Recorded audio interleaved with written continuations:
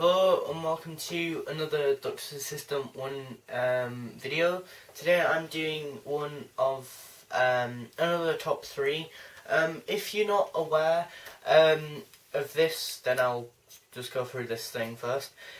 Basically what's happening soon in Doctor Who, it's kind of officially kind of rumour. That makes any sense, even though the two cancel each other out. Official is something that's definitely 100%, and a rumour is something that's a bit iffy. But anyway, basically, what I'm rambling on about, is the fact that General Louise Coleman, now I forgot her name then, is leaving at either the end of Series 8, or, which is the current series, or, if not then the end of the Christmas special, which is coming up. And yeah, so I just thought before the end of Series 8 and before the beginning or the end of the Christmas special, that I, the Doctor's Assistant 1, would do a top 3 companions, new companions list. So these are 3 companions who I would like to see in the next series, i.e. Series 9. Or, well, they're not so much people who are realistic to be in a Series 9, but people who, like my dream team, 3 actors who I just would want, to be these characters because I've seen them in other films or TV series and they're amazing. So basically what I'll go through is those 3 actors even.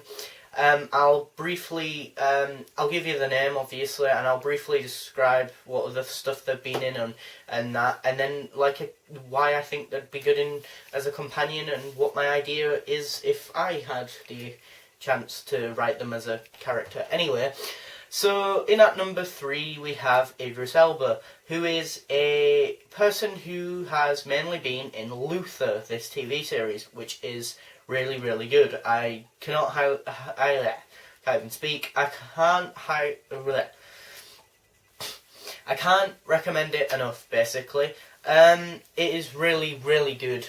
I really like it, and lots of other people do. So much so that people were even thinking that he should be the 12th Doctor.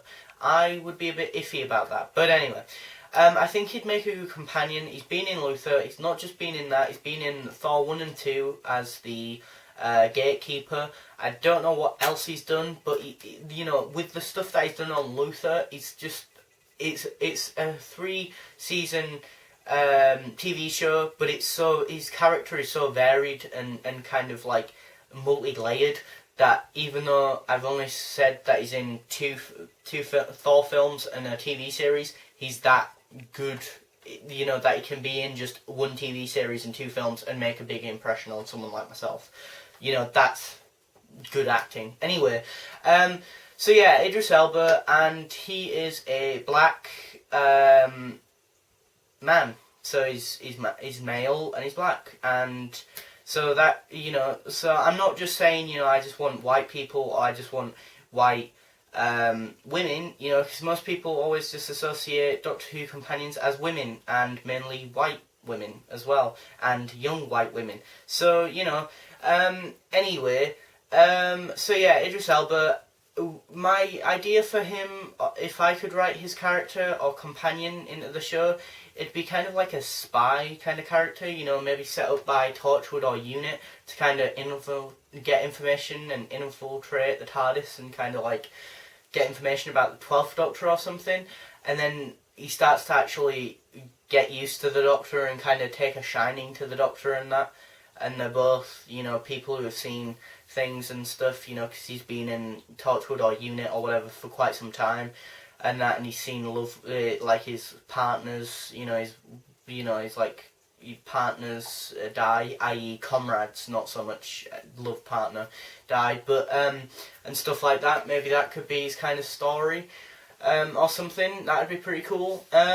In at number 2 is a female, and it is Emma Stone, who is a person who has done quite a few different films and is varied in what she's done. She's done The Amazing Spider-Man 1 and 2 as Gwen Stacy. I think that's probably, personally, one of the weaker acting performances, or, well, not so much her performance wasn't bad, but I think the character of Gwen Stacy wasn't really fleshed out. Personally, that's my personal opinion, so please, Spider-Man fans, refrain from killing me in the comment sections. She's been in Easy A, which I think is hands down one of the best ones. It's just really phenomenal, funny, hilarious comedy, romantic comedy, which is actually good romantic comedy that I like, which is, so it must be good because I hate that genre, and it's just really top notch. It's really funny, engrossing, and her character is so realistic that, you know, you feel as though she's just an average kind of 20-something-year-old person, you know. And I think she is around in her 20s, so she's obviously a hell of a lot younger than Idris Elba. And also, she's female, and she's been in Zombieland as well as the two Amazing Spider-Man films and Easy A. She's been in Zombieland. She was more of a bit of an asshole in that film, but again, because I've seen Easy A so much, I think that when she's in Amazing Spider-Man and Zombieland, I just feel like their characters aren't as real as Easy A and that, but that might be because she's the main character in Easy A.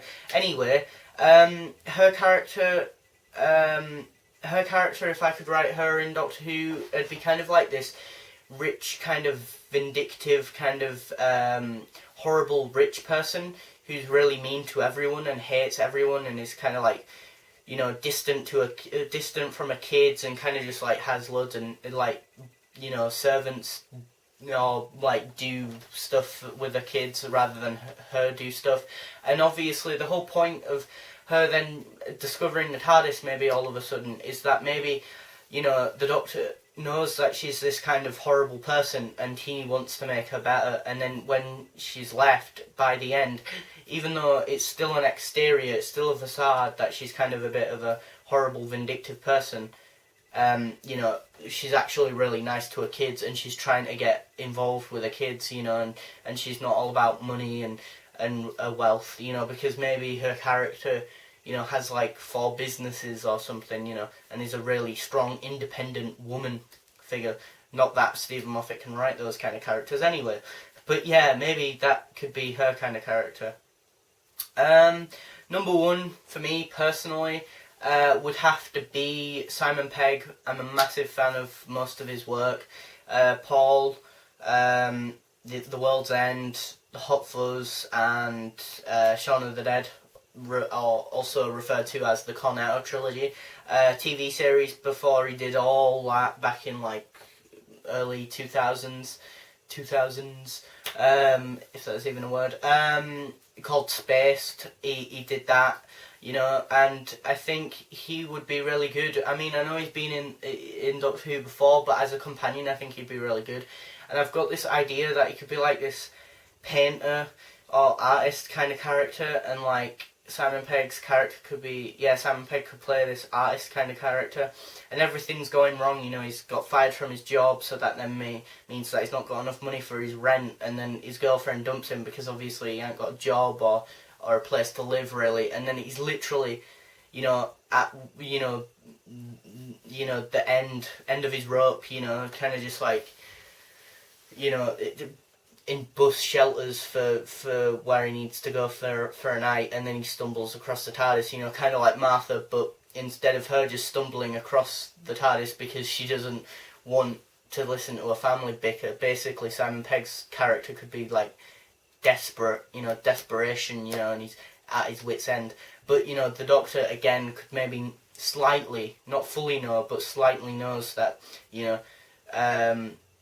that his character may be, or may become a famous artist or something, you know, with the right sort of positive nudge, and so he doesn't look out for this person, but, you know, fate happens, or destiny, or whatever you want to call it, and, you know, the TARDIS lands, and he kind of stumbles across it,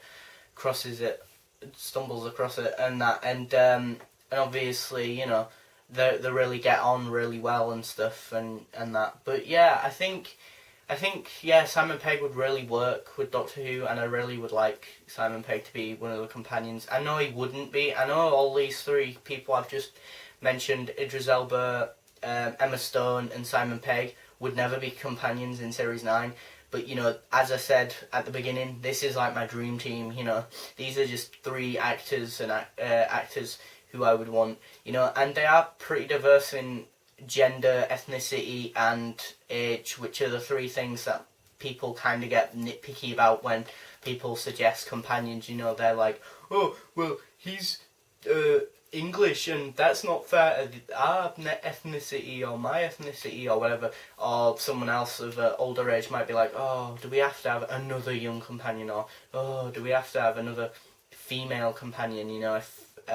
You know, I've heard that from females as well, you know, that they're sick of just consistently seeing females and that. But I guess, yeah, I guess they can't all be, you know, male companions can't be really, really good because, you know, then you're taking more shine off the Doctor and that, and then, you know, there needs to be a balancing act.